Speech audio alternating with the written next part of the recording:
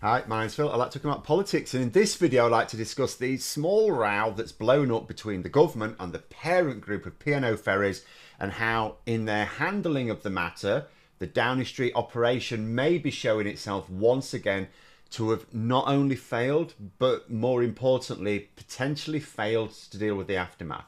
A misdirection of blame that makes me worry that the comms operation may not actually improve as much as it's going to need to.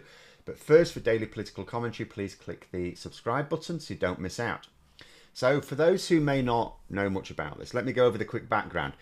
Labour unveiled their employment rights bill on Thursday. Huge piece of legislation, one of their platform pieces of legislation as well. One of the aspects which Labour were very keen to highlight is that it will ban fire and rehire. This is where organisations sack staff, usually at very short notice, only to hire them back to do the same job for lower pay, worse conditions, or both is usually how it works.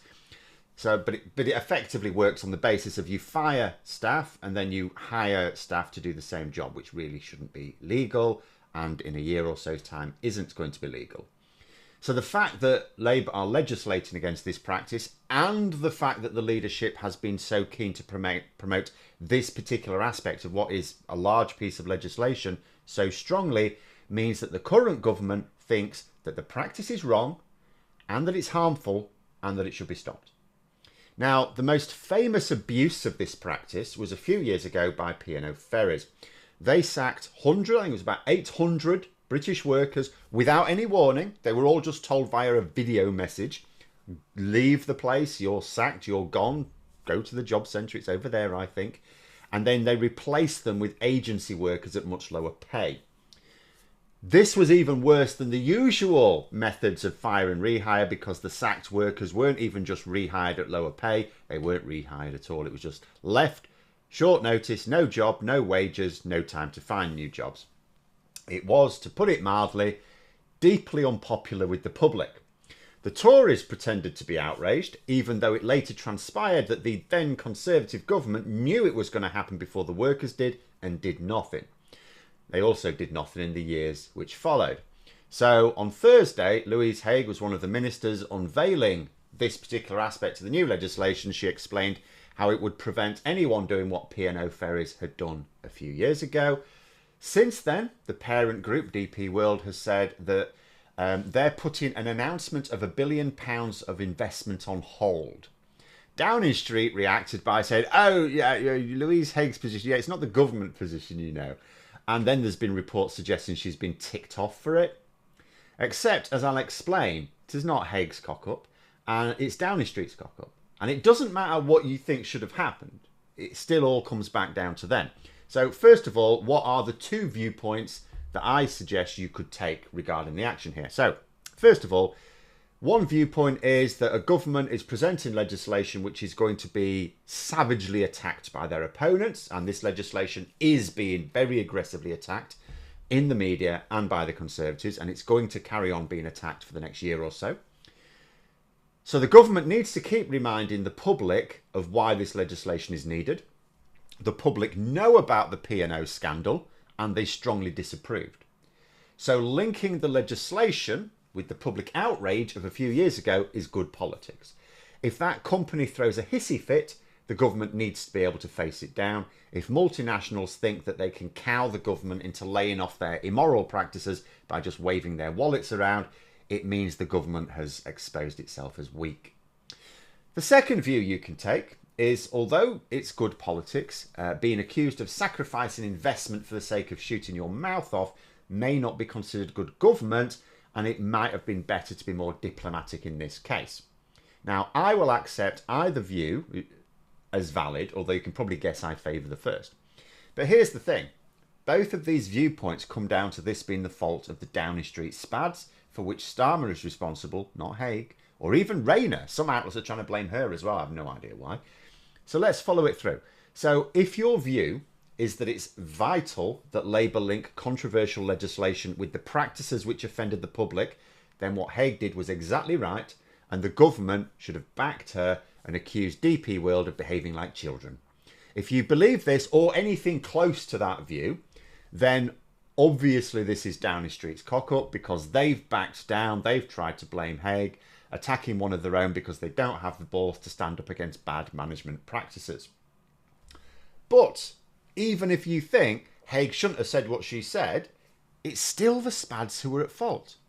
See, there was a coordinated government promotion of the new legislation on Thursday. It's like it's Labour's biggest individual piece of legislation right now. And it involved Rayner, Haigh, Reynolds, even Starmer, which meant that the launch of it was planned and coordinated centrally, which means that central Downing Street operation had told ministers to push the shiniest features of the new bill. They will have given them details on what that is, and it includes hire and refire. Any Spad worth their latte vouchers would have known that the most famous case of fire and rehire was the P&O Ferries a few years ago. It was obvious, therefore, that a minister promoting the benefits of banning fire and rehire was almost certainly going to mention it.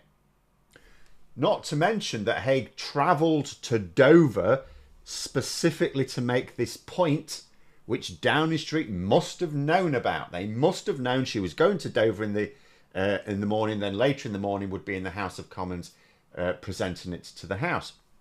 So here's the thing. Downing Street almost certainly knew that P&O was going to be mentioned in connection with the promotion of the new bill. And if they didn't, which sounds baffling to me, they bloody well should have done. Basically, Downing Street had no problem highlighting P&O Ferries on Thursday when it happened. In fact, to me, it sounds like it was probably part of the plan. They only started throwing blame around when DP World had their strop. And if Downing Street hadn't seen the danger, then how the bloody hell was a cabinet minister new in the role supposed to? And let me explain why I've got a major problem with this, because it's not like it's going to turn into a big row. I really see no reason for that. And sometimes these sort of things happen, by the way, like a cabinet minister might have a pretend ticking off, but privately they all know it's a diplomatic game to smooth ruffled feathers. How we know it's not really your fault. And hopefully that is what is actually happening. However, if Downing Street really are blaming Haigh, even privately, then that is a bad sign for the future, because it means they're not taking responsibility. Because what sort of person learns from mistakes? Everyone makes mistakes. We don't blame people for mistakes. What is a problem is when you keep repeating mistakes. So what sort of person learns from mistakes? Is it the sort of person who takes responsibility for their mistakes? Or is it the sort of person whose instant reaction is to blame someone else? I already have a dim view of some. I will emphasise not all. There's clearly going to be some very good advisors working in Downing Street. But some of them worry me. Because, you know, the more reports I see, for example, of the way Sue Gray was removed, the more it sounds to me like an awful lot of them couldn't handle her plain speaking. Now, as someone who's a bit of a plain speaker myself, I don't think people who are that uptight are going to be effective in the pressure cooker of Downing Street. And if the same childish, thin-skinned attitudes which seem to have cost Gray her job are now reverting to a Boris Johnson attitude of blame first, learn later, then the Downing Street comms operation, which has already been a disaster so far, may not actually improve anywhere near as much as it's going to need to when things really get tough, because they're not tough now. They think they're tough now, they're not tough now. They're going to actually have a few years where things are relatively straightforward because they're going to have a lot of things they can promote. Where it'll get tough is in maybe 5 to 10 years' time, when the public start thinking, okay, thank you, you've delivered all this, now we want more and more and more. Because I have to say, I've been very happy with the political operation of the Labour government so far. All the problems so far have been caused by a lack of strategic thinking on communications. The same problem they had in opposition amplified in government.